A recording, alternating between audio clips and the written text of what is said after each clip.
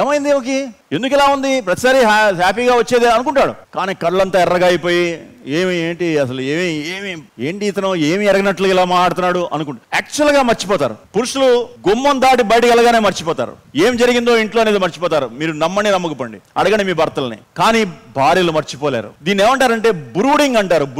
Brooding అంటే code గుడ్లు పెట్టిన తర్వాత పొదగడం, అలాగా సమస్యలను కింద పెట్టుకుని పొదుగుతుంది ఆడవాళ్ళు. ఇది నేచురల్ గా జరిగేది వాళ్ళకి. అలాగా ఆ పొదిగేటువంటి లక్షణం, లేకపోతే అలా బ్రూడింగ్ అనేది వాళ్ళ యొక్క లక్షణం. ఎప్పుడు పోతుందంటే అది మళ్ళీ భర్త సారీ చెప్పేదాకా పోదు. నువ్వు సారీ చెప్పి ఒక ముద్దు పెట్టు, అర్థం పోద్ది, నవ్వేస్తారు, మళ్ళీ సంతోషంగా హ్యాపీగా కౌగిలించుకుంటారు.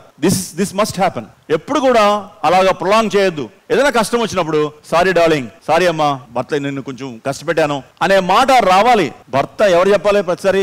భార్య చెప్పాలా, భర్త చెప్పాలా? ఇది చాలా మందికి పెద్ద డైలమా అనమాట. ప్రతిసారి తగులాడుకుంటాం, నేనే చెప్పాల్సి వస్తుంది ప్రతిసారి అని భర్త అంటారు. నా భార్య ఎప్పుడు చెప్పదు అని అనుకుంటారు చాలా మంది. భర్త నాయకుడు యొక్క లక్షణం అది. కాబట్టి తన కుటుంబాన్ని సరి చేసుకోవడం తనే ఇనిషియేటివ్ తీసుకోవాలి.